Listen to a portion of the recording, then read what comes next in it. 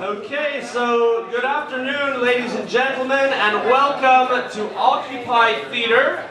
We have come all the way from Montreal, Quebec, Canada, to present this wonderful activity for you this afternoon. It's something that we did in Montreal, and the idea was we invited infringers and occupiers to come together as a sort of open mic type of format to see what types of chemistry we could create, to see what types of performances could come out of it.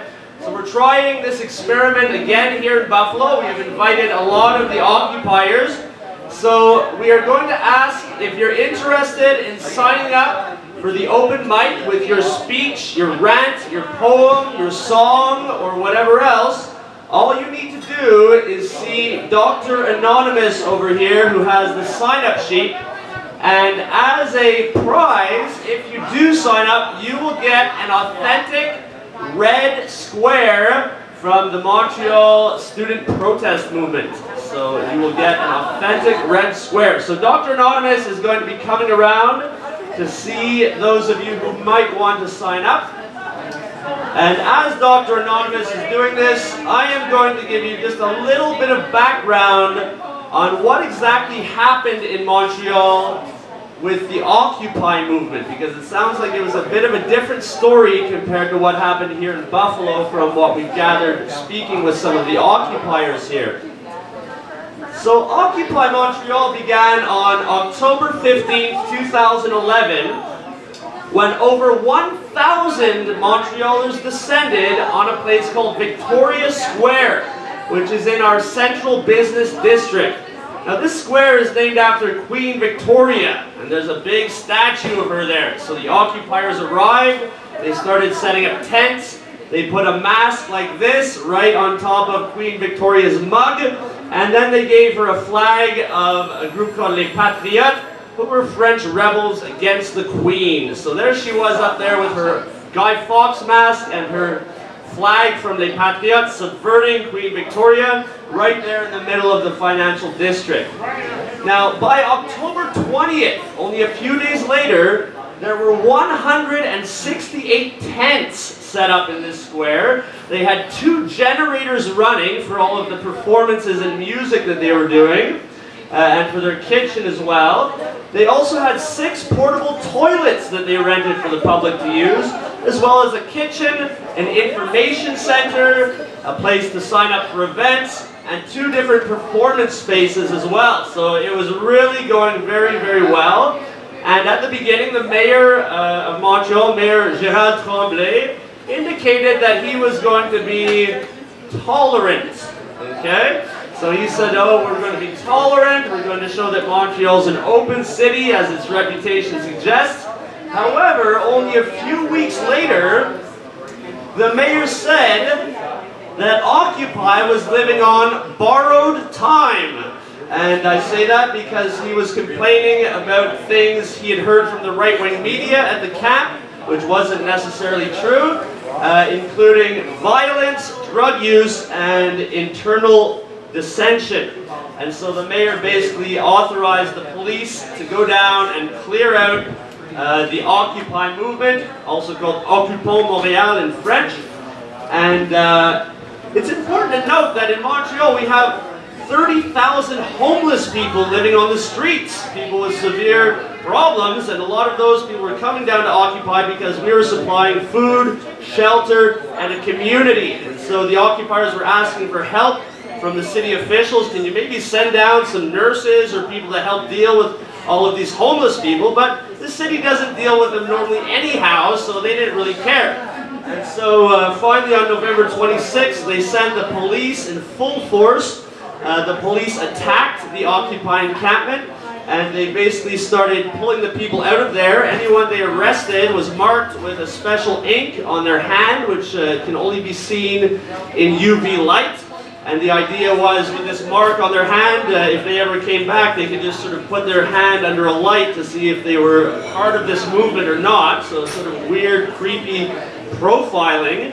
And then the police pounced and they attacked the encampment. Now, while most of the occupiers fled, there was a hardcore group who chained themselves to the kitchen. And so as the police ripped apart the kitchen and threw all of these amazing pots and pans and dishes of food and all of this into the garbage, they arrested all of those people and dragged them off on November 26th. So our Occupy movement in Montreal lasted for 5 weeks, at least with the encampment, but I am pleased to report that it does continue to this very day in various different guises, mostly through the arts. And when we made Occupy Theatre in Montreal, we had tons of these artists just coming out of the woodwork. People who had been evicted and beaten by the police were now on the stage, singing, giving speeches and rants, poetry and everything else, as we are here to encourage you to do as well today. So again, ladies and gentlemen, if you want to sign up to have your say here at Occupy Theatre, all you need to do is sign up here with Dr. Anonymous. We do have some of our own material as well, but we are hoping for as many of you as possible to come up here and to join us in solidarity to reflect on the Occupy movement, what's happened in the past, what's happening now, and the next steps for the future. So thanks, ladies and gentlemen. I pass you over to Dr. Anonymous, who will be running this portion of the open mic. Woo!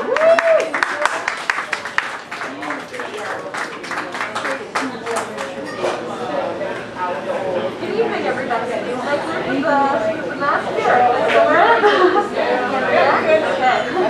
Well, we're going to open up the open mic. It seems like we have quite a few people who want to share, have stuff to share. So I'll let our first speaker start.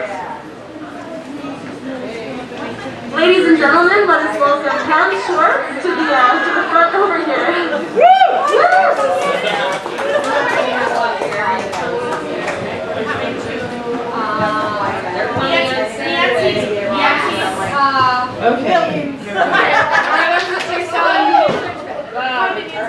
Everybody knows our American medical system is pretty horrible, and it is, I believe, responsible for the death of my friend Anita, and also contributed to the death of my mother a few months ago. So I'm going to sing a song. Okay.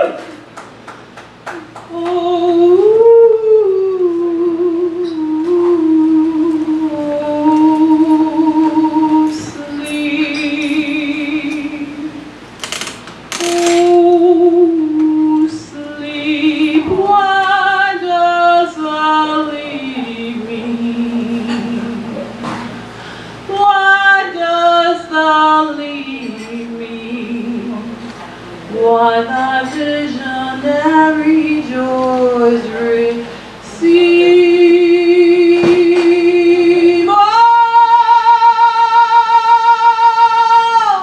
Oh, sleep,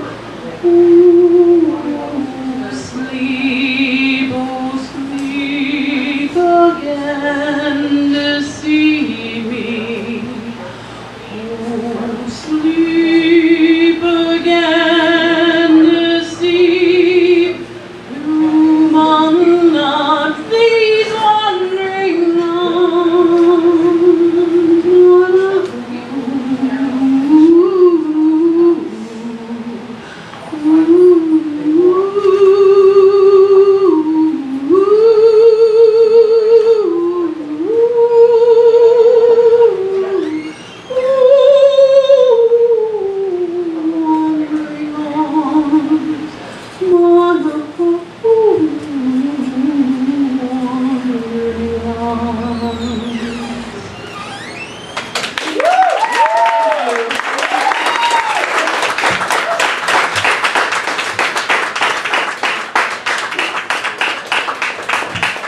And just as an aside to anybody, if you ever have a family member or you yourself get sick, don't believe what your doctor says. Even if he tells you something positive, get a second opinion. Always get a second opinion.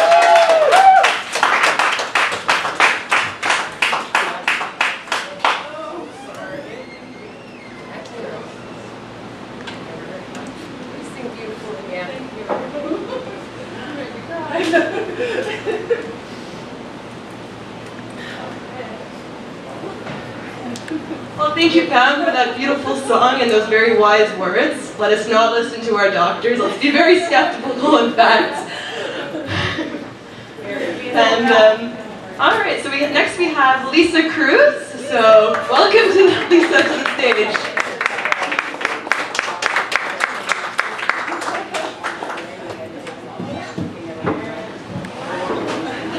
Hi, everyone.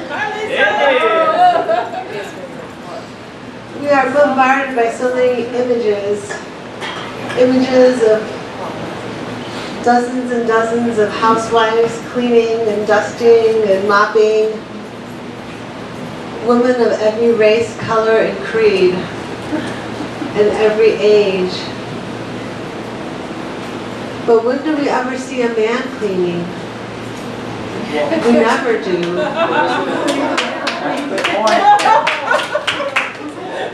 And so many Swiffer commercials. Full of attractive, smiling, happy, attractive housewives. I would love to see a man of any race holding the Swiffer. I say, damn it, Swiffer, show me a man.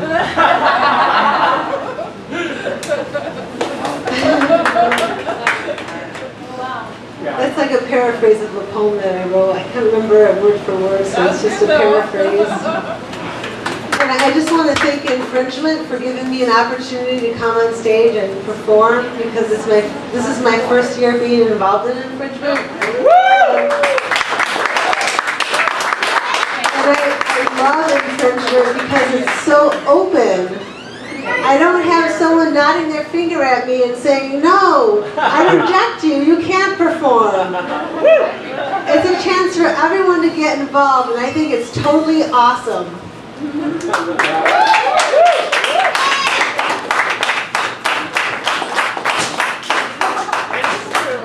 And that is what we love about Infringement, don't we, folks?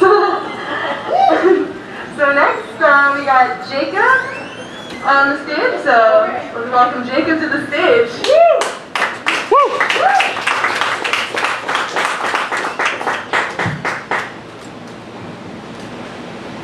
So, this is just something that I've been thinking about today, and I've thought about before a couple of times too, and it's something that I really can't get out of my head.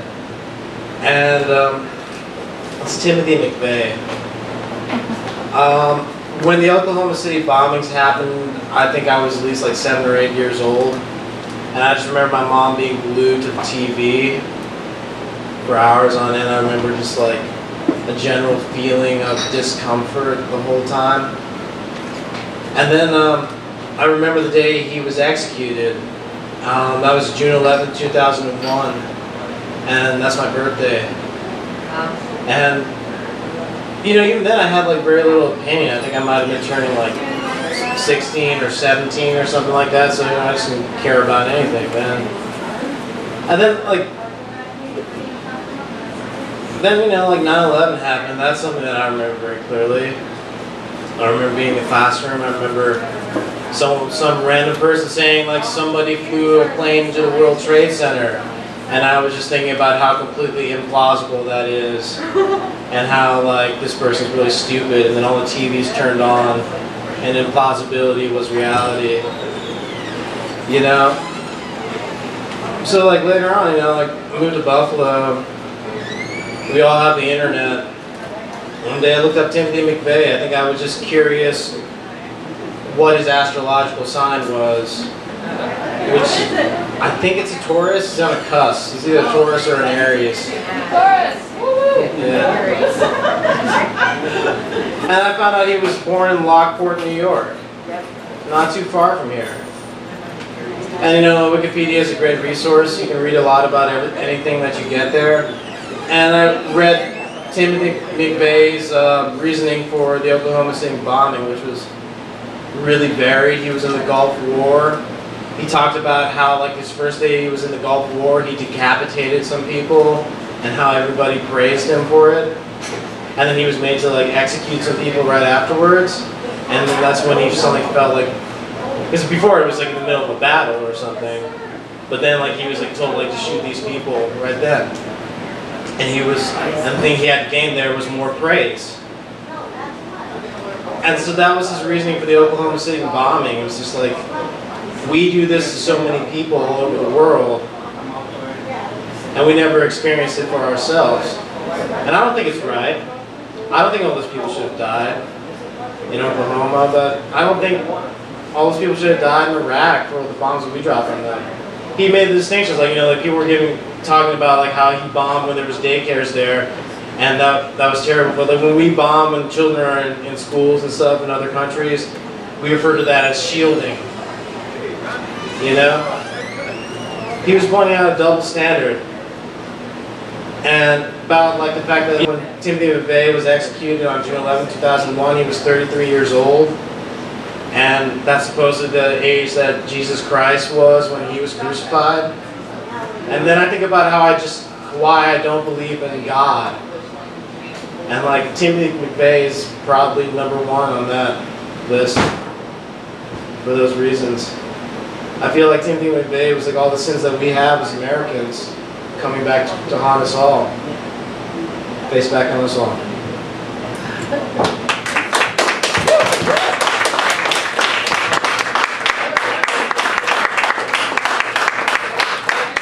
Thank you, Jacob, for sharing that with us. I thought that was very interesting, and it just kind of reminded me of a poem that I had found earlier today. Well, a poem I had heard earlier. It was originally written by a gentleman named Splitting the Sky. He's a Mohawk, survivor of the Attica Rebellion.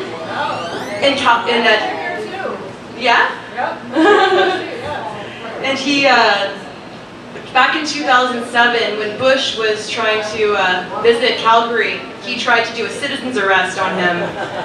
And what happened was they arrested him instead. So that was, anyways, he did a speech. He wrote this poem, and I just want to share it with you. I think it kind of rings true. So here it goes. United in fear, we trade freedom, our prize for the Patriot Act. As united, we securitize. United in power over patriarchy, we misogynize. United in self-righteous arrogance, we imperialize. United in degenerate genital mutilation, we circumcise. United we consume and spend, and united we capitalize. United in greed we exploit, as united we multinationalize. United we commit economic suicide, as united we globalize. United in belligerent violence we waste trillions, as united we militarize. United we massacre millions and think we're so brave, united we fantasize. United we bomb, destroy, maim, mass murder, slaughter, and terrorize. United in massive denial, we look the other way, as united we atrocitize. United in might makes right, we dominate, and united we hegemonize. United we pillage in third world, and then united we moralize. United we covet their resources, and united we monopolize. United in total denial, we deny that. United we brutalize. United we believe, without question, the star-spangled propaganda our leaders so unceasingly televise. United we so very obediently swallow the many fabricated red, white, and blue lies. United we're so blind, with closed eyes, except wide-eyed Ashcroft spies. And in the many resource-rich countries that united we occupy and we colonize, and united we impoverish and victimize. Yet another corporate billion is pride, and yet another heartbroken mother cries, and yet another star-spangled bomb drops, and yet another innocent child heinously dies, yet another example of united we collateralize. Just U.S. business as usual, as united we privatize. United we stand completely deranged, global terrorists in our freedom and democracy disguise. As united we stand apathetic and complicit in American terrorism. As united we turn on TV to desensitize. As united we stand in massive denial. As united we ignore the innocent pleas of the innocent ones we exterminate. As united we stand, inanely pledging allegiance to the flag of fascist terrorism as their blood on it dries. As united we stand, surrendering our freedom to the real axis of evil, corporation, CIA, and military guys. As united we stand with our heads in the sand, as the American Fourth Reich is born and freedom dies. As united we stand, so comfortably numb and deniably dumb, that united we don't have sense to realize. That united we stand on the brink of the New World Order totalitarian police state. United, we are so blind. Thank you. And those are Splitting the Skies words.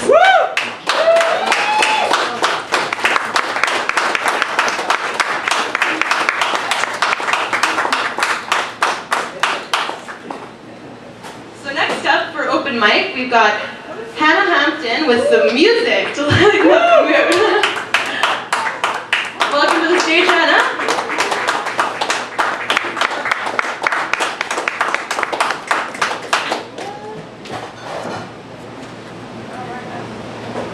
Hi, first I want to tell a brief story about the Rockupy event that we did last fall as part of Occupy Buffalo. I don't know if any of you were there, but it was the coolest concert I've ever been to because of all the different people that performed in it. Like, there was this hard rock band doing like metal, and they brought all their amps and were playing in front of the city hall. And then right after them, there was like these 3 12-year-old girls who were rewriting the words to pop songs to be about Occupy. And then later, we all got candles out and moshed with them. So it was a really cool concert, and I played a couple of songs in it, and I want to play now one of the songs that I played during that concert.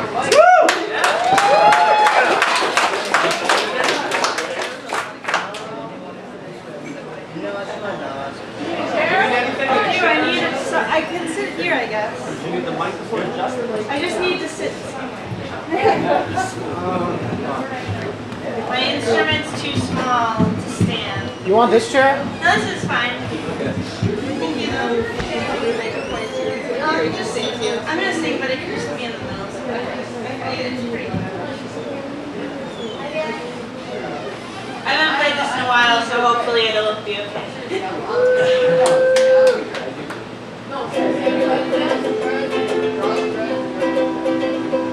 We must talk in all the telephones, get eaten on the web.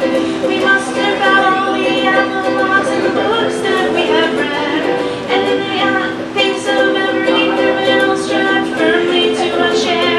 We must stare, we must stare, we must stare. We must take all of the medicine too expensive now.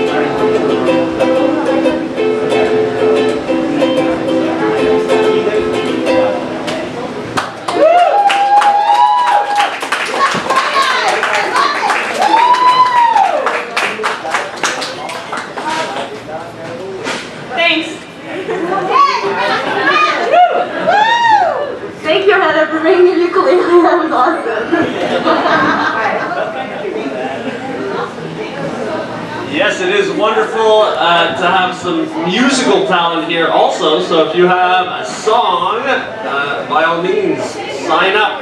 Again, Dr. Anonymous is how you sign up. So if you have not signed up yet and you want to sign up tonight, we have about 1 hour left in this open mic, and then we have to pass it on to the next group. So don't be shy. We've got an hour, and as Dr. Anonymous is taking the next round of performers, I am going to talk a little bit about the Infringement Festival, because, well, hey, I helped invent it after all.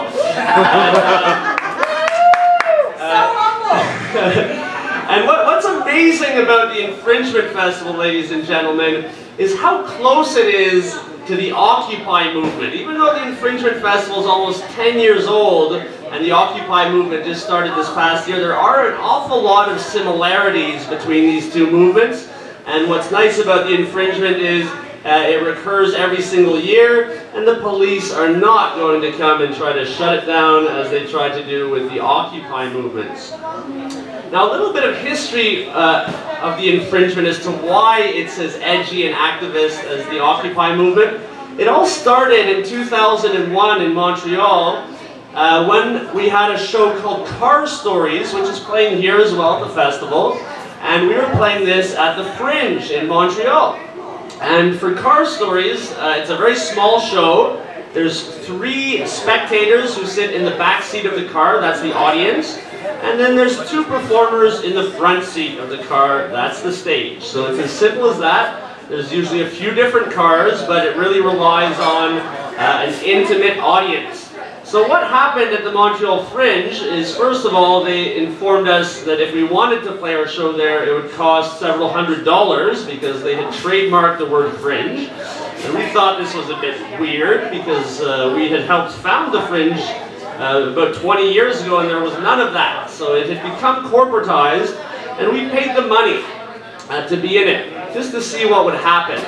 And then we found out that the corporate newspaper in town, the Montreal Gazette, that would be the same as your Buffalo News, was not only covering the festival, but they were also the corporate sponsor of the festival. So that's what we call, in activist parlance, a conflict of interest. So when the theater critic came to see the show, she expected to be let in for free because she was part of the corporate sponsorship and she was a theater critic and that's what she felt should happen. And she was denied that free ticket. And so she got very, very angry about this and she stormed off. And so we wrote a satirical letter criticizing her performance at the box office, and then we posted that up on the walls. When she came by the next day, she Chernobyl, ladies and gentlemen. She lost it, she stormed out, and we were informed that the Gazette would not only withdraw its $15,000 in sponsorship because of what we did, but also they were not going to cover any more of the festival. No other acts, no other artists, all because of us poking a little bit of fun at the corporate sponsor. We were unceremoniously kicked out of the festival the next day, and luckily, only a couple years later in 2004, we decided to form the Infringement Festival to try to bring the Fringe back to its activist roots of 1947 in Edinburgh, Scotland, because the history behind that is that they made this festival after World War II called the Edinburgh International Festival, tried to boost the morale of the people. The local artists wanted to play in it, and that festival said, no, no, no, you're not allowed. It's for the professionals only. You can be the audience. When those artists threatened to perform anyhow on the fringe of the festival, they still didn't care. And so sure enough, they started playing on the fringe of the Edinburgh International Festival. They didn't pay any money to do this. There were no corporate sponsors to do this. It was an activist approach, ladies and gentlemen. And we decided this is what we want as a festival. And that's why we made the infringement. We wanted to bring the power back to the hands of the artists. And we wanted to limit any type of corporate manipulation. And that, ladies and gentlemen, is why we have the Infringement Festival. Started in Montreal, now it's here in Buffalo, of course. This is the biggest one in the system. It also exists in Hamilton, Brooklyn, and in various other places it sometimes pops up. So that's the Infringement Festival's history, ladies and gentlemen. I'm going to pass you back to Dr. Anonymous for the next part of the open mic. Sorry, there's a question first. Yes. I read this today. There's a group of international fringe festivals that have like a consortium kind of thing. And I just read today that the Montreal Infringement Festival got accepted. Yes. 40 fringe festivals and 1 infringement. Yes, this is true. There is something called a World Fringe Congress, and this is the first year that they've ever invented this thing. And it's funny you should mention that because our next little bit here is actually what we call verbatim theater. So this is actual words between us and the World Fringe Congress.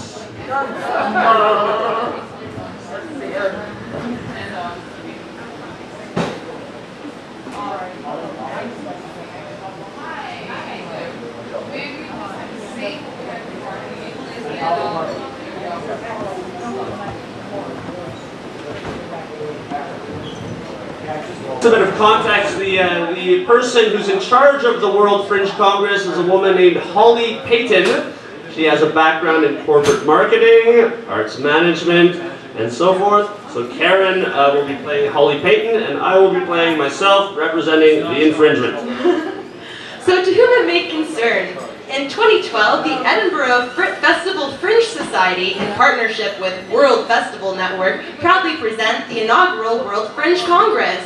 The Congress will take place from the 16th to the 19th of August and will provide an opportunity for invited fringe festival organizers around the world to discuss issues relevant to the industry and learn from their shared experiences.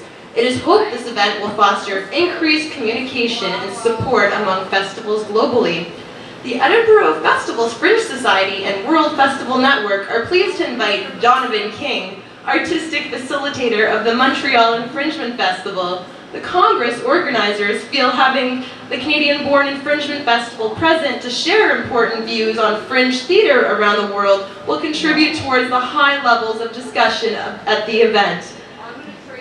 Delegates are invited to impart their experience through panel and roundtable discussions, as well as unique sharing opportunity of an open space forum. It is hoped by these diverse formats, delegates can gain as much as possible from their convergence at the world's largest arts festival. The Edinburgh Festival Fringe is an important international arts market, an opportunity to promote global cultural collaboration, which provides the context for the World Fringe Congress. Yours faithfully, Christabel Anderson of Participant Services. As Holly, dear Fringe friends, great news! We have nearly 60 of you coming to the World Fringe Congress, 16th to the 19th of August. If you still have not registered, please do so as soon as possible on www.worldfringe.com. Remember, all delegates need to register individually if there are more than one of you coming from one festival. For those who need accommodation for the duration of the Congress, you should email us ASAP. The deadline has passed for guaranteed accommodations, but we can probably still find you space if you are quick. Email with full billing details. Yeah, so you can plan your schedules and tickets to other events around the Congress here at the approximate timings for each day. Subject to slight change. 14th to the 16th, 4 p.m. to 7 p.m. Registration is open from 10 a.m. plus late night comedy. 17th, 10:30 a.m. to 7:30 p.m. plus late night drinks. 18th, 10 a.m. to 6 p.m., 9 p.m. evening reception, and the 19th, 11 a.m. to 3 p.m. plus late night drinks. Finally, please email me your Fringe Festival logo ASAP for upload to the Congress website and program. Please do forward this to everyone with your organization. Don't hesitate to contact us with any thoughts or queries regarding the Congress. Best wishes, the Congress team, Edinburgh Fringe Society, and World Festival Network. Okay, hi Holly, this is Donovan responding. My first question is, are you sure you've got the right festival here? We represent the Infringement Festival and not the Fringe Festival. I noticed that you invited us and not the Montreal Fringe Festival, and I just wanted to make sure that you actually do want to invite us. As you may know, we were kicked out of the Montreal Fringe Festival due to corporate reasons, and we have a highly anti-corporate agenda. And if you do want me to actually come to this World Fringe Congress, I have 2 questions for you. First of all, can I give a workshop? And can I spread my message on the stage through videos and lectures and these types of things? And secondly, given the fact that the Canadian Association of Fringe Festivals has over 20 fringes in Canada and that they've been banning us from their festivals for many years and even used physical violence against our artists in Montreal last year, can you guarantee our safety? Sincerely, Donovan King, Montreal Infringement Festival. Hi, Donovan. Thanks for the logo. That's great. Sorry, I haven't replied to your latest email. In short, we don't have slots for you to present or run a workshop, unfortunately. There are over 60 delegates, and we can't open this kind of presentation up for everyone, as there would be no time to do anything else. The Congress is much like any conference, with networking, breakout sessions, and panel talks. Alex will get back to you on this in more detail with the general invite letter, which we are happy to send through. In regards to your relationship with Montreal Fringe, the Congress is not going to be the place to air this or make a stand against them. If there is a natural resolve as a result of you both being here, then this will be brilliant. I don't know much about what has gone on between you fringes, but we wish to remain as neutral as you can imagine. We obviously can't guarantee anyone's safety at the Congress. However, I wouldn't imagine you will have any need at all to worry about this. Everyone will be coming to broaden their horizons, meet new people, and learn from each other in a relaxed, happy, and exciting atmosphere. We will be discussing Fringe as a concept in some of the sessions, with the aim to see that, regardless of the structure of the Fringe festivals, can have a common mission. World Fringe and the Congress is open to all Fringe festival setups and structures from programmed, lottery, open access, pay to play, etc., and does not see any as more or less valid than another. My personal view is that if performers attend, then they must be doing something right. However, I also understand that not every festival suits every performer. Hope this helps. Please let me know if you would like to discuss any points further. Thanks, hope you are well. Hi, Holly. Many thanks for getting in touch regarding my questions. I am pleased to report that there has been some movement on the Fringe versus infringement feud in Montreal. With the help of the English Language Arts Network, we were able to break their ban against political artists and actually access their stage to speak in public this year. In Montreal, as you may have heard, things are very political at the moment. I'm pleased to hear that there is an objective of finding a common mission for the fringes, because that is what we are up against in Canada. The fringes are being taken over by corporate interests and are actually being named after corporations now. My question is, where do we draw the line? Is it still fringe if it's called the Walmart Fringe Festival? Is it still fringe if the word is trademarked and controlled by a small segment of business people who refuse to let legitimate fringe artists use it? Should the rights of the artists or the rights of the administrators take precedence at the fringe? Should there be a recourse against people who misuse or co-opt the word fringe for unethical purposes? And if so, what should it be? What is the relationship between fringes and corporations, and what should it be, etc.? There are a lot of important questions, especially given that was once an activist theater event has morphed into a corporate festival that excludes local artists and involves everything from cross-branding and charging artists high fees to play to sponsorships from unethical companies and even kicking artists out of the fringe for upsetting corporate sponsors.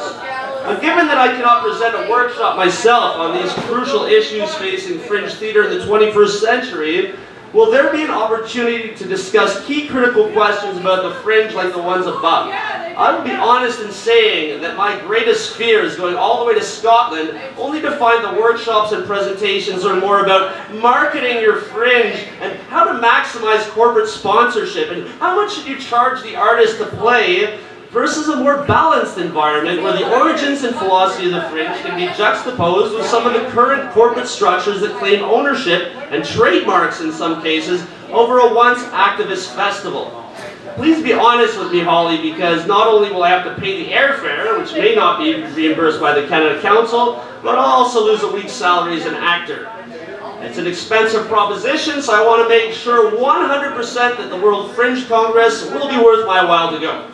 The sooner I can receive this information, the sooner I can be reassured that the Congress is a place for critical dialogue about the fringe. Thanks again for all your help so far, Donovan King.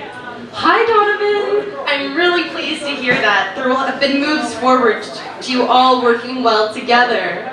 The conference will have many sessions on how to generate funds, and that will include branding, advertising, headline sponsorship, and marketing, etc.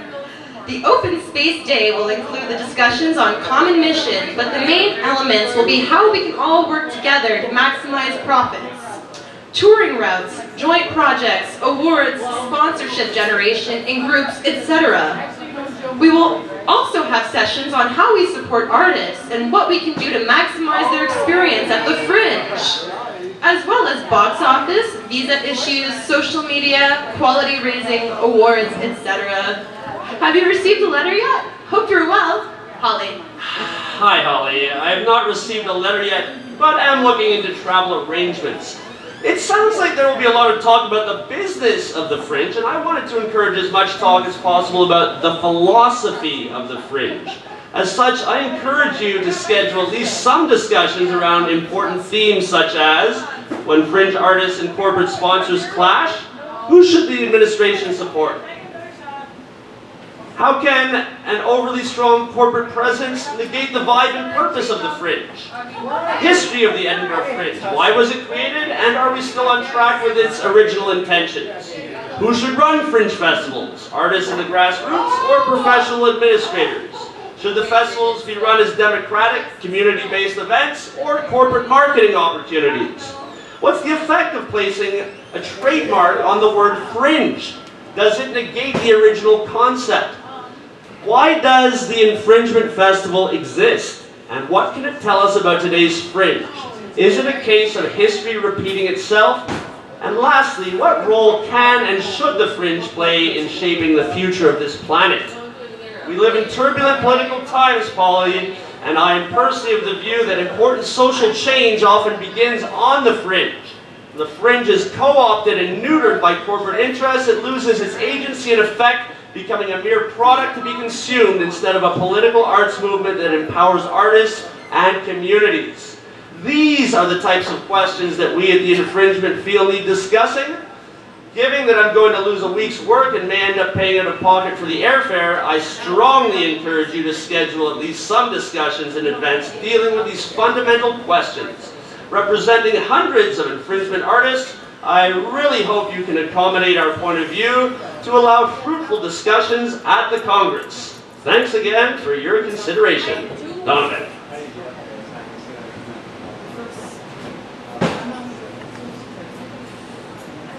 I think I'll pass this over to my PR department so they can respond to this. So there you have it, ladies and gentlemen. This is the conversation happening right now between the Infringement and the World Fringe Congress. Don't worry, I will be there in person in August to deal with this. We have about 40 Fringe festivals and me with the Infringement, so we'll see what happens. Okay, so we're going to pass it back to Dr. Anonymous and the open mic. And thanks again for infringing, ladies and gentlemen.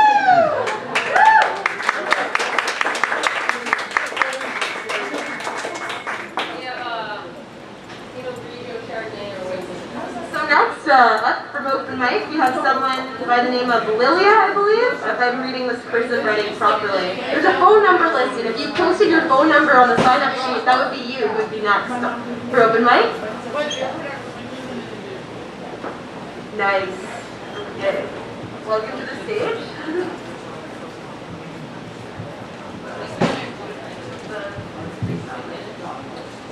Well, I didn't know that I was going to be speaking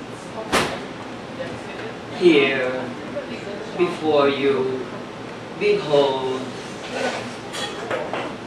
infringers, a fringer who has always lived life in the fringes. Are you serious? Life is sweet among the fringes. So sweet, you don't want to leave it, even for a moment of sanity.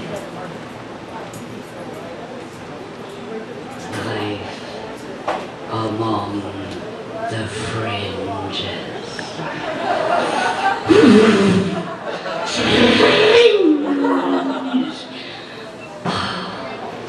Infringers, if there is one thing that I may advise, live your life among the fringes.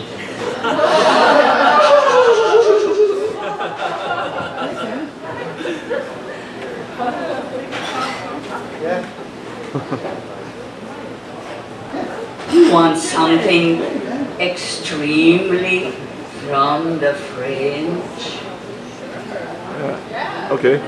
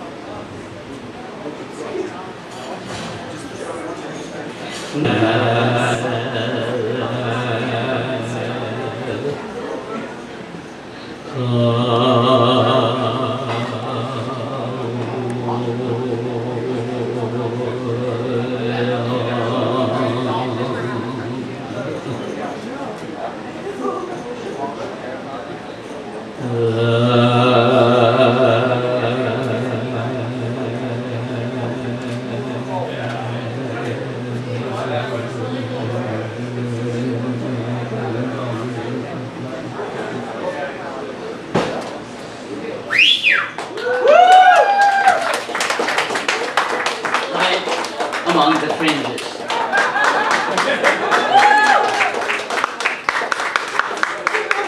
Thank you, Lillian, for that very dramatic interpretation of the fringe.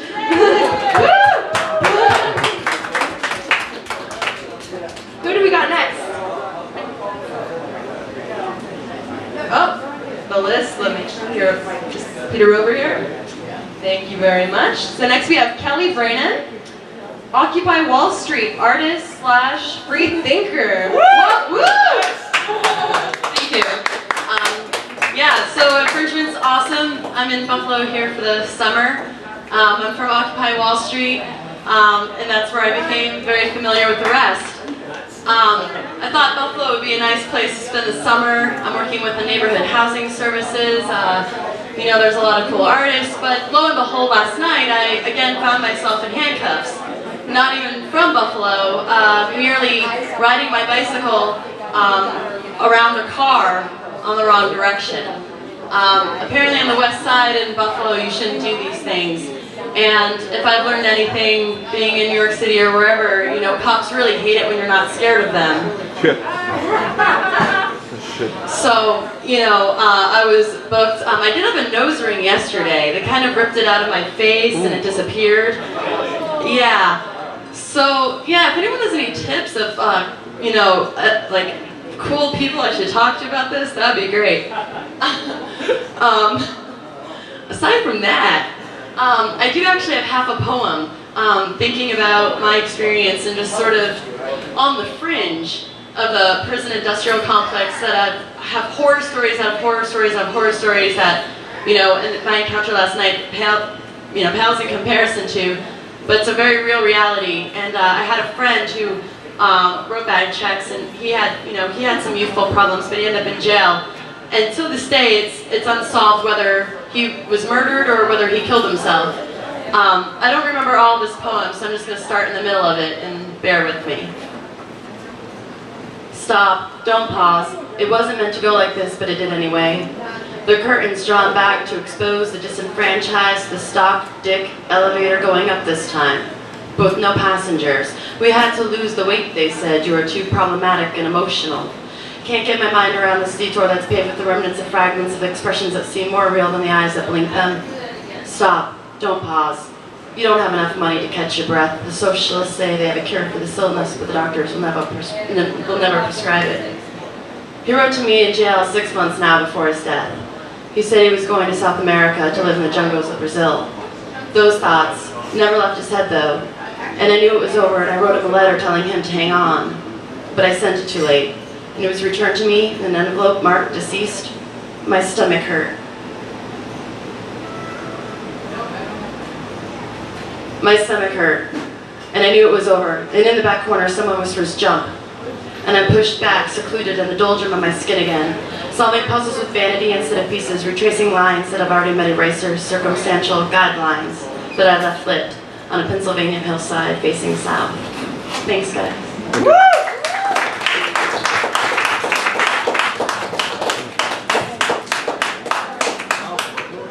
Thank you, Kelly, for the poetry. We've got lots of poetry tonight, actually, too. Next we have Be Cosmical with a few poems here. How's everybody feeling tonight? Pretty good. That was Dr. Seuss. He's a talented writer. The name of this poem is called Love Eternal Making. We're on the road to recovery. This is the healing art of transformation. We loving one another. This ain't no bond of love, rather we're moving like the sea between the shores of our souls. We flying high above the clouds. We're on a perpetual love plane, keeping our sensual desires under control. These haters are trying to get inside our ring. Their arms are too short to box with guys like us. They can never win, they're disloyal. The type of shit that comes out of their mouth is like melted shit reeks intends to spoil. Magnetic forces vibrating every word I speak. I'm the teacher, she's the student, vice versa. It's a beautiful situation when we teach each other and to whomever listens. We tap into other worlds, even the angels cry, wanting to give up their positions. Descend from the heavens above to incarnate in human form, to witness the greatest love on earth, a true embodiment between man and woman.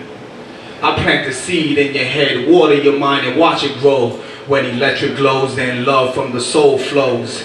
She says she wants to journey with me in search for a deeper and more profound understanding of life.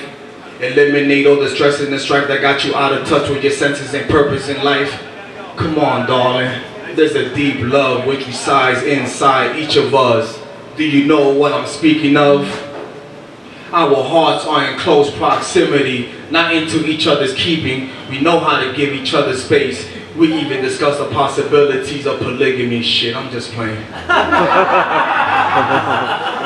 I'm the moth to your fire, cause at night is when I look for your beacon of light. At night, when she lays in my bed, I saw her out, a quick fix. That's not what I'm talking about. In her eyes, you can see the strain with the stains on her face. But nowadays, with my company, she elevates to higher planes. Such a story's noteworthy. I must convey how she stimulates my brain. A lioness. She's my Nefertiti, sight to be seen, but can't you see me? Like the horizon, love eternal making. When the sun sets, I place a crown on your head. As a matter of fact, I put my cards on your table and place all bets, but it seems it's just a reality that's so far-fetched.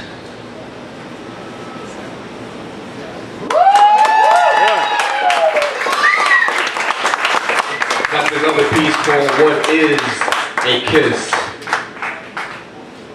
What is a kiss? Is it the foreverness of true passion contained? What is a kiss?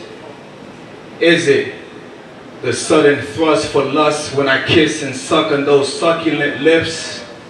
As I grab hold and squeeze at your hips? Was all that taken in vain though? I don't know. What is a kiss? Is it the pain you felt when you played the games? Now love don't live here anymore, and you are left singing to the beautiful words of Sade's. And I miss you like the deserts miss the rain. You see, I made my escape because I realized there was nothing more here for me to gain. What is a kiss? Is it the black rose velvet maroon dress you clothed yourself in on the night we took flight to greater heights? Or is it the silk threads you put through the needle, twisting my heart and mind to design a new woman's clothing line called goodbye? Nevertheless, what is a kiss? Is it a response to a delicate caress which sears a burning fire so deep within one's soul with just one brush of the lips? Silk should be the lips which, when pressed to one's skin, releases a sigh so exhilarating it vibrates through your whole bloodstream, making you feel supreme. Velvet should be the gift. Tender should be the gift. When one is so blessed to receive it, never take it for granted and pass it on to your beloved ones. And more so delicable and so intense as the kiss, asking for one more. Only to know that was the very last time I looked into your beautiful brown eyes when you left walking out my door. Thank you.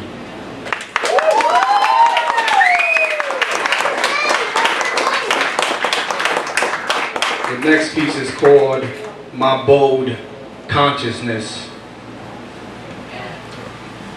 My bold consciousness, I evoke the true beauties of the struggle and happiness. My mind is in a state of elementary or undifferentiated consciousness. Nowadays, I'm trying to activate my higher senses, pray and meditate on the daily basis to bring life lessons. But at times I feel I'm trapped on the earth when they remove my barotory gland from birth. I suggest you stand tall and firm, because when you speak on how it is, these people get emotional because the truth hurts. I try to enlighten those that the soul is greater than life, because when life is no more, the soul remains forever. But the feedback I get is like whatever. I still keep the faith and remain clever, not on my knees but on my 2 feet. I don't preach, but I strive to teach that he or she will show us the way of salvation, dispel the illusion of our mind, redeem us from the fears of death. Each day is a test, in hopes we all get it right in due time. There's no place to run to or hide when the trumpet is blown by the angelic one who signifies the opening on the final day. What will you have to say? So I continue to speak up and stay vocal. My people around the way stay drowning their sorrows in 4 locals. Just another product on the shelf that suppresses next in line for the promo. I ask the Lord to endow me with the coherent speech, because there's an inner outcry to my people I must reach. Place me in society to receive and confer reciprocal help and mutual obligation in our community or wherever is needed to clean up this nation. Could it be a street dream deferred that goes untouched or unheard? My people in the ghetto still searching for equal justice. The peace of society depends on justice. I take the children by the hand and show them an art form with pure substance. My bold consciousness allows me to step out for an evening break to stop, look, and listen. I say, hey, Cinnamon, when you gonna be hip and hop aboard and be part of the resistance? Peace.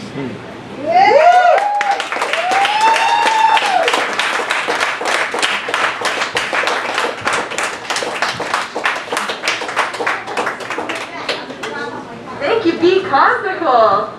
It was awesome. awesome heartfelt poetry here.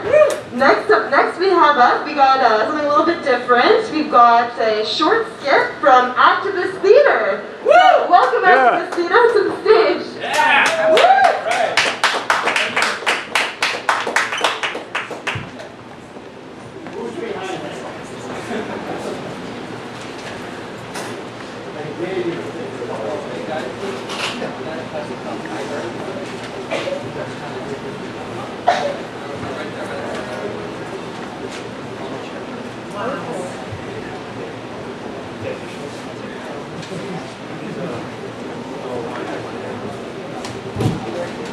How's everybody doing? Good. Members of the National Fuel Accountability Coalition. Push Buffalo in the house.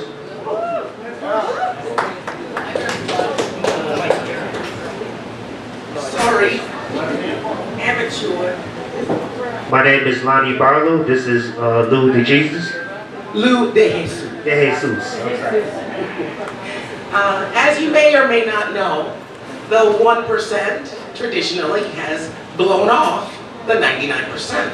That's right. That ain't right. That ain't right. So here in Buffalo, Push Buffalo and the National Fuel Accountability Coalition have been trying to catch up with local 1%er David F. Smith, the CEO of National Fuel Gas. For the past several years, he's told us, talk to the hand. He doesn't want to hear what the community has to say. So, since they say you should judge someone not based upon what they say, but by what they do, we've got to just guess. David Smith refuses to meet with us. So this interview, although fictitious, we feel is reflective of David F. Smith's attitude based on his actions or lack thereof. We have with us tonight a rare sighting, David Smith. What's up, y'all? David Smith. Huh? Where you been? Where you been hiding? Well, I just been, counting my stacks. I'm chilling up in Spalding Lake, a gated community out here outside of Buffalo. Just balling, chilling. I don't do too much. Okay, I believe it. Yeah. You're a hard man to catch up with. But your name's been thrown around a lot in the news these days. You got Voice Buffalo, Western New York Water Watch, Voice Buffalo. They've been shouting you out, bro. Hard body. Saying this, that, and the third. Got any response for the people? You know what, fam? Real talk. The haters is gonna hate. So let it. You know what I'm saying? If it don't make dollars, it don't make sense. You know what I'm saying? I'm out here I'm trying about the BS, I'm just out here trying to make my paper. I bet you are. Speaking of paper, rumor has it you pulled down like $3,500 an hour in your gig at National Fuel. Do you want to speak on that? Hold up. Wait a second, y'all. Wait for it. Okay, I just made $150. If it ain't about the money, it don't make dollars, it don't make sense. Okay.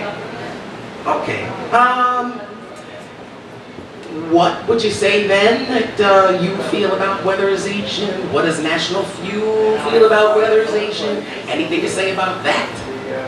Look, dogs, I ain't Mother Teresa. If everybody in Buffalo, Western New York got their house weatherized and there's less heat going out the house, we would lose money. That means less money for me and mine. I gotta eat. If it don't make dollars, it don't make sense. Okay. Word. So what about the CIP? The what? The Conservation Incentive Program. That extra charge on everybody's gas bill you charge them every month. Now they say it adds up to $10 million yearly, and they say it's supposed to go towards weatherization. They also say that you're not doing what you're supposed to be doing with it. Y'all playing with the money or something, I don't know. Playing golf with the money or something out there. You want to speak on that to the people? Oh, that? Yes. Fam, you can't always believe what you read in the media. Or hear, or listen to. It's like this. A lot of stuff that's printed and put out in the media is taken out of context. You know, a cat would take one of your words, add another sound bite to it, flip it and bounce it, and all of a sudden, you know what I'm saying, they say something that you ain't had the original meaning to. I don't know about that. But you know what I'm saying? I'm saying if it ain't about the money, I gotta make my paper out here. If it don't make dollars, it don't make sense. Alright. Can I call you Dave? You can call me whatever you want, just don't call me Mother Teresa. Alright. Now Dave, you know that there are kids in this community, kids that went to Hutch Tech High School right up the street where you went. They go home every night in the winter to old uninsulated Buffalo homes, walls like Swiss cheese, and for them, weatherization could mean the difference between, I don't know, warmth and cold, health and sickness, life and death, bro. Listen, like I said before, I ain't Mother Teresa. If everybody got their house weatherized, what would that mean? You know, that's all well and good, but I really don't care. I'm just trying to build my paper up, build my bank account so me and my family can eat. I really don't care about the 99%. It's all about the 1%. Well, okay. What about low-income weatherization for the poor? How do you feel about that? I mean, that's nice. That's a good gesture. But, you know, you can't just open the store for everybody to come in. You know, think about it from your end, like this. If you had a store, would you just open it up and just let everybody come in and get free food whenever they wanted to? It don't work like that. You know, we got a monopoly. We run all the gas, we own the pipelines in the area. Okay. It don't work like that. Yeah, I understand that. Speaking of open doors, how about the elderly lady that froze to death in her home a few years ago when you came and shut off her gas in the middle of the winter? Oh my God. You know what? Dogs? This interview is over. I'm about to be out of here. I could be going to watching one of the 60,000 square feet TVs I got in my house. Wow. I was calling it late. Matter of fact, I think I'm going to call Roofer Motor, Kobe, the Donovan, and we going to go shoot around the golf holler. This interview is over. Mr. Smith. It's over. Sorry about that, ladies and gentlemen. Once again, the 1% has said, scream! Talk to the hand.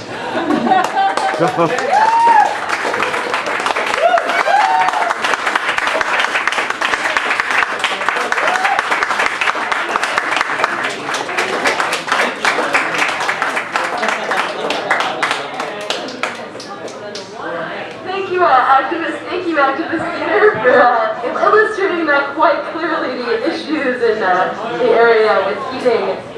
I wouldn't want to freeze to death, but apparently the 1% doesn't understand that. But who do we have up next? Where did that sign-up sheet go? Or maybe I'll read it. Okay, so next up we have Michael Modern.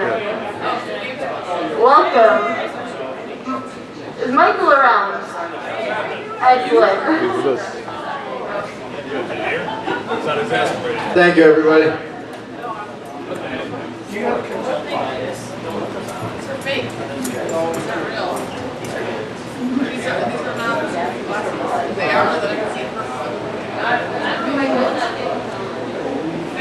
My name is Michael Modern, and as you can see, the red flag is flying very high today. In my organization called the Social Democrats USA, it is the organization of Eugene Debs, Norman Thomas, Michael Harrington, Helen Keller. Yeah, she was a member of the Socialist Party too. Although Hollywood doesn't like to talk about that, they only like to say that it all started with a miracle worker and nothing else. However, I'd like to read a piece from the Workers' Anthem, which is called the International. Can we all say Vive l'Internationale? Vive l'Internationale. The Workers' Anthem. This was written in 1871 by a streetcar worker during the days of the Paris Commune, which was an absolute disaster. However, not for the people, but for the government of France. And that's why the government of France crushed the revolt and discontinued the Commune. So it goes like this. Arise, ye workers, from your slumbers. Arise, ye prisoners of want. For reason in revolt now thunders, and at last ends the age of cant. Away with all your superstitions, servile masses, arise, arise. We'll change henceforth the old traditions, we'll spurn the dust to win the prize. So comrades, come rally, and the last fight let us face. The Internationale unites the human race. So comrades, come rally, and the last fight let us face. The Internationale unites the human race. No more diluted by reaction. And only tyrants will make war. The soldiers too will take strike action. They'll break ranks and fight no more. And if those cannibals keep trying to sacrifice us to the pride, they'll soon shall hear the bullets flying. We'll shoot the generals on our own side. So comrades, come rally, and the last fight let us face. The Internationale unites the human race. No savior on high delivers. No faith we have in prince or peer. Our own right hand the chains shall shiver. Chains of hatred, greed, and fear. Ere themselves will out with their booty, and to all a happier lot. Each shall forge, must do their duty, and will strike while the iron is hot. Comrades, come rally, and the last fight let us face, because the Internationale unites the human race. Thank you. I did say one thing about my organization, and I gotta say it's a 115-year-old organization. That's why nobody wants to join us, because we're so outdated. However, we believe in a principle called social democracy, which is not communism and it's not capitalism. It's the best of both worlds. It's basically social benefits for all. Protect the family from the womb until the tomb. That's what I say. This is what Eugene Debs once said. Debs was once a member of the Social Democratic Party of America. And he said this about both the Social Democrats USA, which used to be called the Social Democratic Party in the 1800s. And he said it like this. The Social Democratic Party is not a party of, the Social Democratic Party is not a reform party, but a revolutionary party. It does not propose to modify I'm running on fumes here. It does not propose to modify the competitive system, but to abolish it. An examination of its platform shows that it stands unequivocally for the collective ownership and control of all the means of production and distribution in one word: socialism. Woo!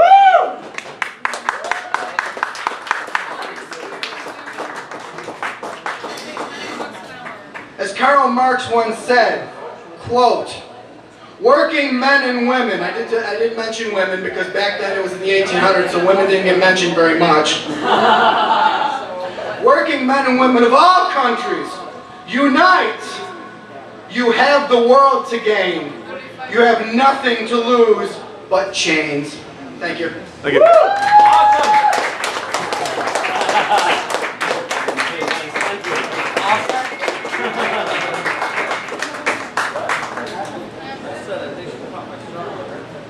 Workers unite! Thank you for that awesome speech there. Study as we say in Quebec, which translates to solidarity. MDP, yes! Let's see, we got quite a few sign-ups here. It's quite popular, this event. Let's see, is this Bill Smith, I believe. Bill Smith is next with an angry rant. Nice! Ripper! Hello. So, I work for a state agency supposedly dedicated to the protection of the environment. And actually, more than supposedly, I think we do a decent job within like the constraints that we're given. But, given the debates over global warming, fracking, like the whole industrial history of the area, you know, we regularly field calls from concerned citizens about such pressing environmental issues as, "It's water instead of in my backyard!" Or, "Yuppie Acres subdivision is ruining the rural character of my home." In the Yuppie Acres subdivision phase 1. Or, "Your state lake keeps on puking up algae onto my private beach. I demand that you clean it up." So, you know, I guess I've always known this, but like, I now know with kind of like real experience that nobody actually gives a shit about the environment. And if you look around, if you care about something, healthcare, poor, rights for gay and lesbian couples, yeah, anything, you pretty much come to the same conclusion. Nobody fucking gives a shit. And they say that, you know, if you want something done right, you gotta do it yourself. And we're well fucking past that. It's like, if you want anything done at all, period, the tiniest little thing, you've got to do it yourself. And I don't know, given, you know, when I look around and look at the state of public discourse, I'm pretty much convinced that no amount of exhortation, activism, whatever, is going to start moving things back in the right direction, and that we've just got to start doing shit ourselves. And maybe when people look at it, they say, "Oh, yeah, we used to do that kind of shit. And maybe we should start doing it too, and we might start actually giving a shit about something other than themselves." And, you know, it's one of the things I love about infringement is that we just say, "Fuck it, we're doing it ourselves." You want art? You want music? You want theater, poetry, dance? We're just doing it. So, keep on infringing.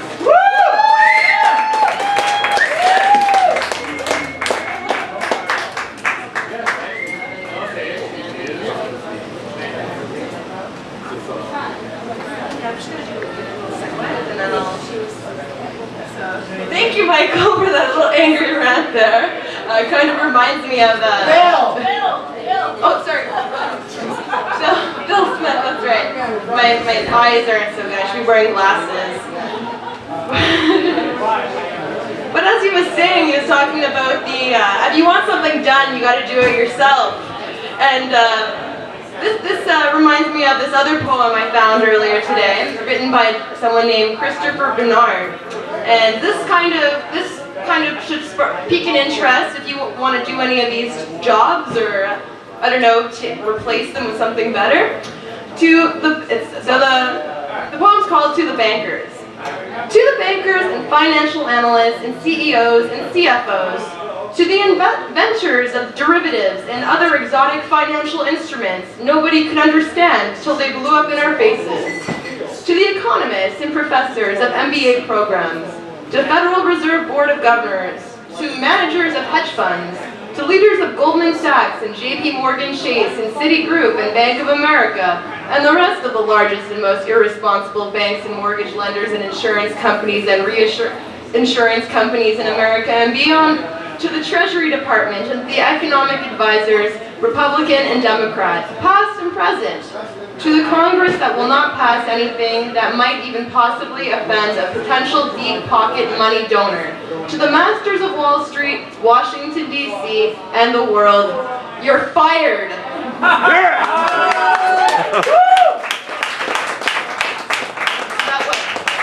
So that was Chris by Christopher Bernard, and up next we've got Elmer Pletz with House of What's his name? House of Pain. Very nice. Welcome to the stage. Woo! Thank you. This is a song that was on a CD I put out about 4 years ago that nobody heard, but it got out anyways. And it came from the realization a few years back when I discovered that despite what you may hear, and this is probably no surprise, but you are indeed guilty until proven innocent. And so this is dedicated to a certain building downtown. And I may even try to get you going a stomp or a clap or something. I know a place 7 stories high where the truth is cheap, 'cause the truth is a lie. They expect you to lay down or die, but there's just some things that their money can't buy. Welcome to the house of pain, where everyone is gone insane. Welcome to the house of hurt.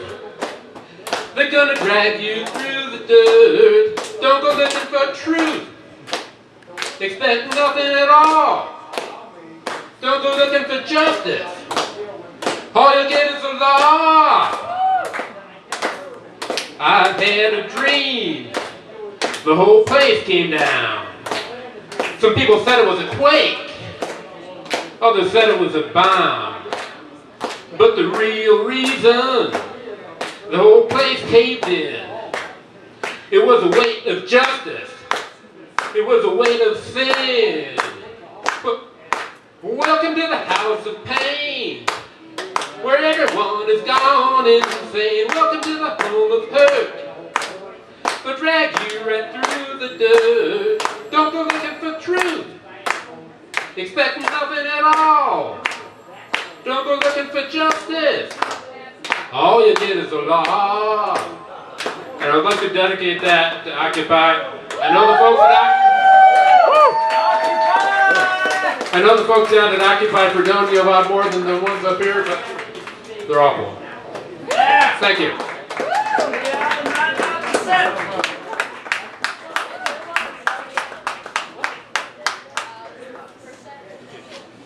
Well, thank you, Elmer, for bringing us the House of Pain and more musical notes in this room.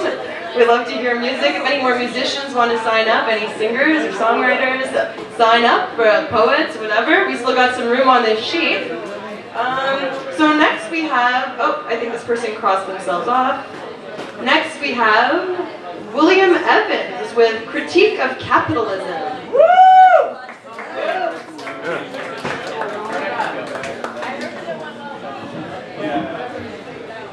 Hello.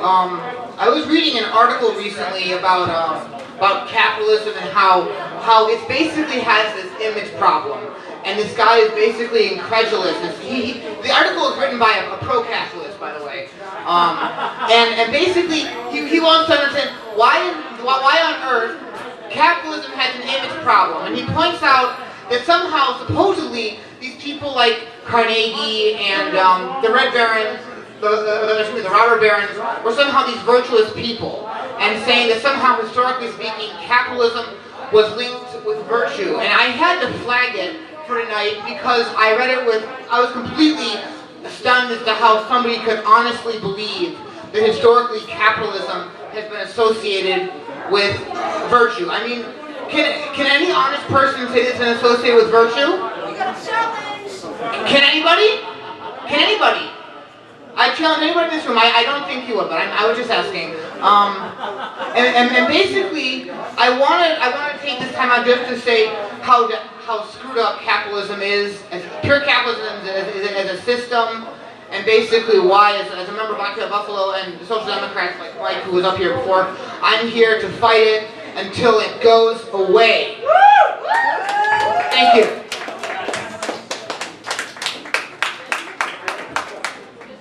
Can't possibly be virtuous. I mean, you set up sweatshops and everything. I mean, you gotta be kidding me. Thank you, William, for that marvelous explanation. Yeah, I guess capitalism doesn't necessarily equate with virtue, more like exploitation. Bullshit in some cases, I guess. Chris Ria. with Occupy songs. Woo! Yeah, I know you need a mic. Okay, welcome, Chris. I just went down there.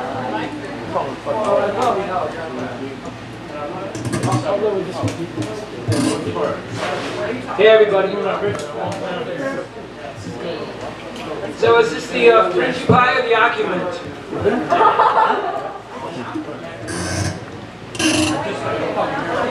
I got two songs. You want the good news first or the bad news first? Oh man, don't like it. Bad news. Okay, because I'm going to make it to the second song, so. You may have men in black who run to your side. You may have SUVs where all your flunkies ride. You may have the only place that's safe and warm inside, but you know, someday, you gotta pay. You gotta pay. Gotta pay. You may take all kinds of power to say what ain't allowed. You may take a credit after all the streets get plowed. You may take up all the time of every waiting crowd, but you know, someday, you gotta pay. You gotta pay. You can plot and plan and scheme and scam and make your kingdom come, but in the end you'll have to face the ones you got it from. You may have outfits that no one else can buy. You may own hotels where junkies learn to die. You may own the tears of my friends when they cry, but you know, someday you gotta pay, man. You gotta pay. You gotta pay. That's from the heart, you got that shit written down. You may get the prizes and the crooks and judges mean. You may get no quarrel out of all the ones you cheat. You may get paid servants who will wash your hands and feet, but you know, someday you gotta pay. You gotta pay. You gotta pay.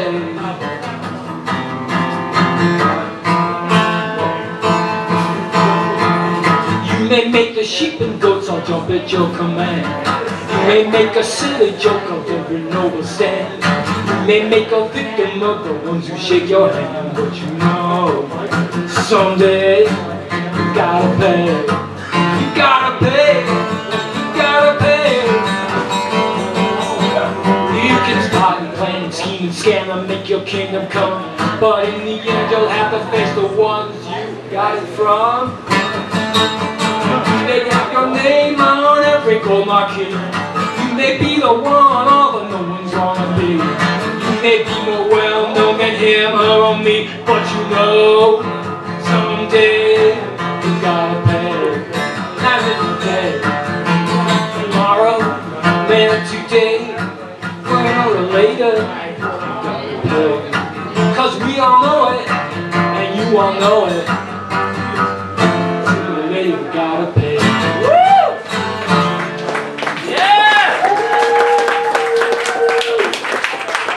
That was the good news.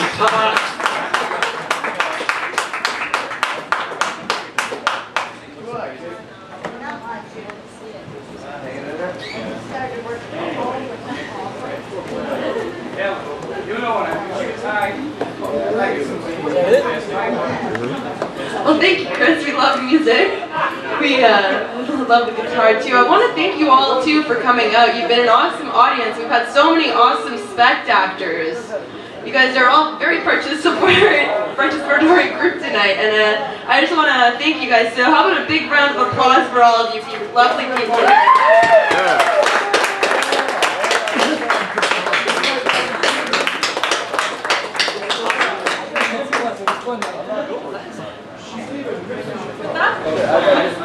With that said, we've got one more person up for open mic, a very special person named MC Vendetta. Yeah! Woo!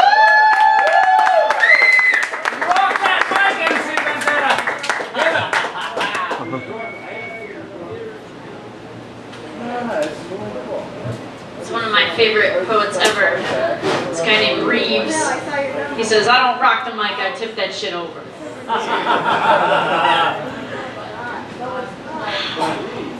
trying to decide what I should do. Hands I trust. I don't know in a long time. I don't know if I have it in my brain. That's a relief. At least I thought that. I think I'm gonna do this one. It's called Rise Above. I usually do this with the band, so it might be a little weird without music, but Rise Above. End on a positive note, right?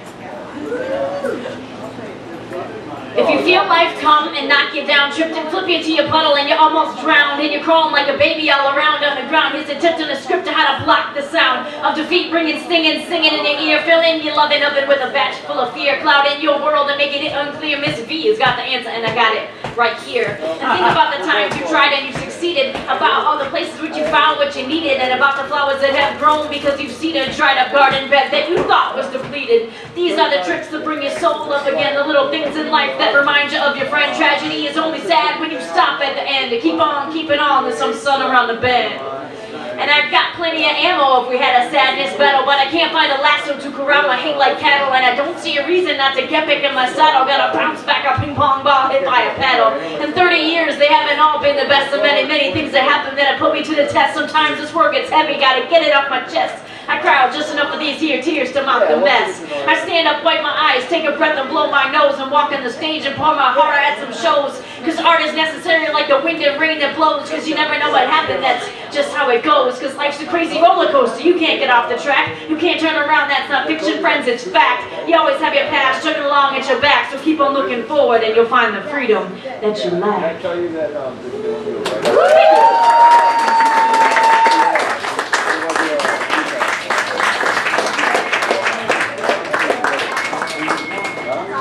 And just for shits and giggles, I'm gonna do this crazy thing. I did this the other night when Pam was playing, and it was when I played it with Pam, it was slower than I normally do it. So this is called The Freedom Within.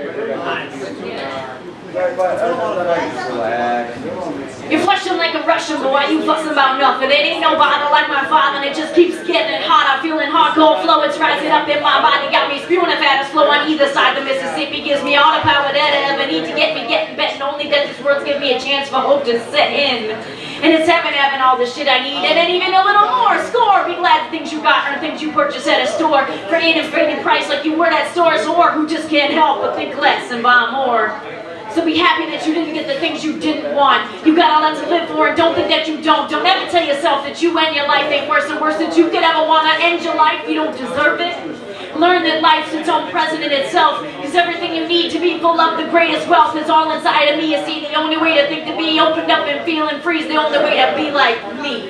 Because I'm alive and I can smile. I have wonder like a child, and I've been having more fun than I've had in quite a while. It's funny that the smallest change in your frame of mind could bring you all those answers that you've been aching to find, and you feel it deep inside when you open up your mind and your heart and your lungs and your feet with the beat. Because baby, all you gotta do is see how you're lucky, of how you got some shoes and coat and roof over your head, and how you got someone who noticed if you turned up dead, and then you can teach yourself like you should all along. This message that I'm spreading with this here little song, it's long, but I just want to tell you that it's all deep inside. Find it for yourself, it's where your freedom does reside. Because it's the freedom within, baby. You don't gotta buy it. Take a deep breath in and say, fuck yeah, I'm alive, and I can breathe and even see the fucking leaves upon the trees. And if you can't, I'm sorry you had to be my example, please. I'm not trying to hurt anybody's life, but I just have to try to put some faith behind the eyes of this current generation in this nation. It's disgracing for people who have a dark and fucking color of their face and erase a whole other section of the planet. We're on our own soil, and our shit's in a panic, because we destroyed all that we were supposed to be. We came down from the top, we blew them up with no mercy. And it hurts me that seeing on the streets and the TV is everything that I hate to be. So go up there and register to vote, man, if you can, so you can make a difference with your vote and take your song and read or call that Congress office. Voice concerns about the promise of a better nation. Big changes are upon us. We gotta take control, because if not, we are goners. And we gotta take control right from the foundations and make them enforce all these laws that were placed in a long ass time ago in a new nation that was struggling to be free from religious desecration. And I'm seeing the cycle just go on and on, the same fucking way I go on in this song. And I'll shut my face now so we'll have some time to think and collect. And when I said in my rhyme, we'll have our freedom like it's supposed to go, yo. You better keep it real or we be going toe to toe. Cause damn, this white girl could flow.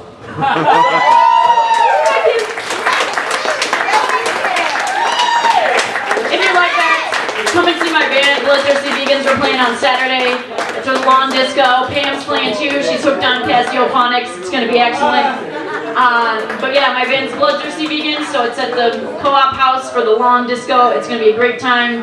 Lots of positive, happy music, and everyone's going to be boogieing their buns off outside. So come down there. It's free.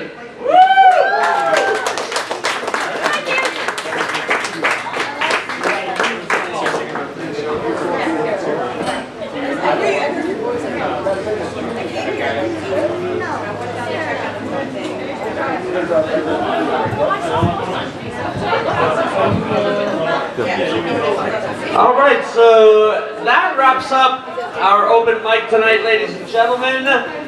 Can we just get one last round of applause for all of the musicians, actors, poets, ranters, and all of the other people out here tonight. Woo! And I just wanted to finish tonight, ladies and gentlemen, with one last story. I've told you a few stories tonight. I talked to you about Occupy. I talked to you about infringement. And I just wanted to tell you a little bit about what's happening right now in my home city of Montreal, because you never know, it could be coming to your city soon. Now, what's been happening recently in our city is very, very serious. The first thing that happened was the government decided to try and double the tuition of all of the students in the province of Quebec. And obviously this didn't go down very well. And so the students began wearing a red square. You'll see I have one on my shorts here. We've been handing some out. And the red square symbolizes being squarely in the red, or being bankrupt, being constantly economically disadvantaged because of these types of policies, for example, doubling your tuition. And so the students began wearing these red squares in the streets as a symbol of cultural resistance against an oppressive government. And they didn't just wear them in the streets, they shut down all of the universities and all of the colleges. They went on strike. And sure enough, ladies and gentlemen, yeah, let's give it for those students.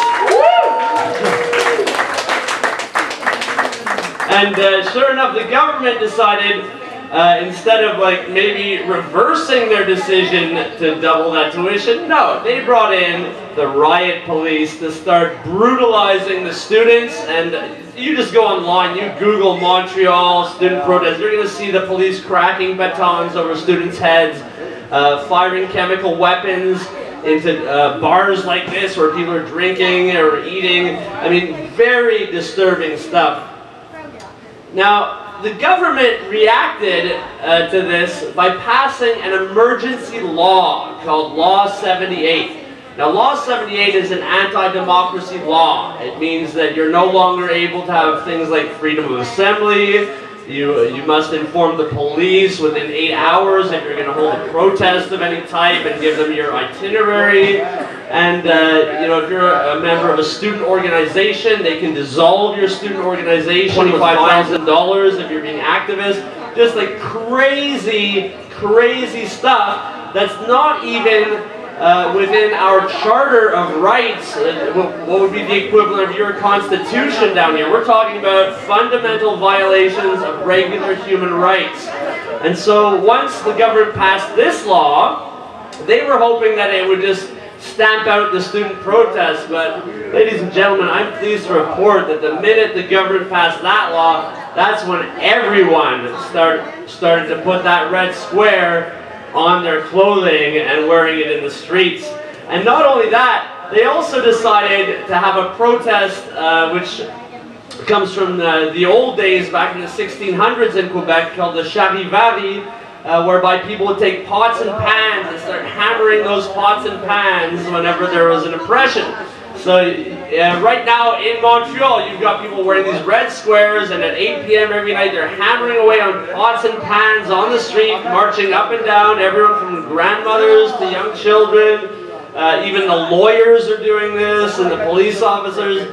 So I guess that's the message I wanted to finish with here tonight, ladies and gentlemen, is that cultural resistance, whether it's a red square, whether it's hammering your pot or pan, whether it's playing here at the infringement or occupying a square, all of these forms of cultural resistance are so necessary and so urgently needed if we want to usher in a future that has less oppression than what we have now. If we want a future that's better for humanity than what we have now, we have to continue with these acts of cultural resistance. And I honestly believe that this is just the beginning, ladies and gentlemen. I think this type of revolution is on the nearby horizon, and it's not a violent revolution, it's a cultural resistance revolution. So go for it, ladies and gentlemen. Don't be shy. Let's usher in a new world. And we're going to be passing out the red squares. And lastly, just thank you so much to the Buffalo Infringement Festival, especially not only for organizing this amazing festival, but also for giving us this amazing meme that says, "Infringe every day." I see people writing on the button, I see it on the Trojan Buffalo outside, I see it on the internet, and I hear it on people's lips. And ladies and gentlemen, that's what we have to do. We're going to change this world. We have to start infringing every day, and that's the first step. So thanks again, ladies and gentlemen, for occupying theater with us tonight.